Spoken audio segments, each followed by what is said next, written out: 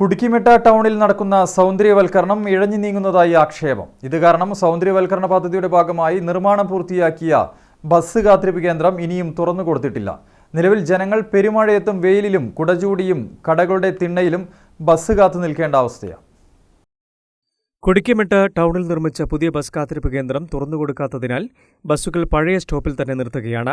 ലക്ഷങ്ങൾ ചെലവഴിച്ച് നിർമ്മിച്ച ബസ് കാത്തിരിപ്പ് കേന്ദ്രം ഇത് കാരണം നോക്കുകുത്തിയായി നിൽക്കുകയാണ്. പഴയ ബസ് സ്റ്റോപ്പിൽ നിന്നും ഏകദേശം 50 മീറ്റർ അകലെയാണ് പുതിയ ബസ് ഷെൽട്ടർ നിർമ്മിച്ചിരിക്കുന്നത്. എന്നാൽ ഇപ്പോഴും മഴയും വെയിലുമേറ്റ് ബസ് കാത്തു നിൽക്കേണ്ട ദുരവസ്ഥയിലാണ് യാത്രക്കാർ. കുടുക്കിമട്ടയിൽ സൗന്ദര്യവൽക്കരണത്തിന്റെ ഭാഗമായിട്ട് പണി തുടങ്ങിയിട്ട് കുറേ മാസങ്ങളായി. ഇപ്പോൾ എന്ന് പറഞ്ഞാൽ ഷെൽട്ടർ പൊളിച്ച് പുതിയ ഷെൽട്ടർ ഉണ്ടാക്കി. ഇവിടെ എന്ന് പറഞ്ഞാൽ പണിയൊന്നും പൂർത്തിയായിട്ടുമില്ല. കുട്ടികളും വയസ്സന്മാരും എല്ലാം എന്ന് പറഞ്ഞാൽ മഴ നനഞ്ഞിട്ടാണ് ബസ്സിനകത്ത് കയറലും പിടിക്കലും ഇവിടെ ഭയങ്കര പ്രശ്നങ്ങളാണ്.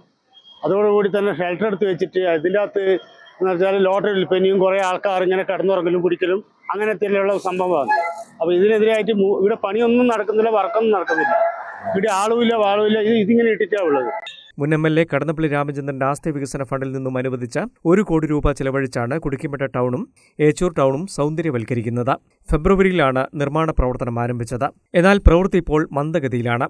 പുതിയ ബസ് കാത്തിരിപ്പ് കേന്ദ്രത്തിന് മുന്നിൽ ബസ് നിർത്താനാവശ്യമായ road marking, bus stop board തുടങ്ങിയ ക്രമീകരണങ്ങൾ അടിയന്തരമായി ഒരുക്കണമെന്നും ഷെൽട്ടർ യാത്രക്കാർക്ക് ഉടൻ തുറന്നുകൊടുക്കണമെന്നുമാണ് നാട്ടുകാർ ആവശ്യപ്പെടുന്നത്. പിന്നെ കുടുക്കിമട്ടക്ക് ടൗണ് സൗന്ദര്യവൽക്കരണത്തിന്റെ ഭാഗമായിട്ടാണ് ഒരു വികസന പ്രവർത്തനം ഇവിടെ നടന്നുകൊണ്ടിരിക്കുന്നത്. അതിന്റെ ഭാഗമായിട്ട് പല പ്രവർത്തനവും ഇപ്പോൾ നടന്നിട്ടുണ്ട്.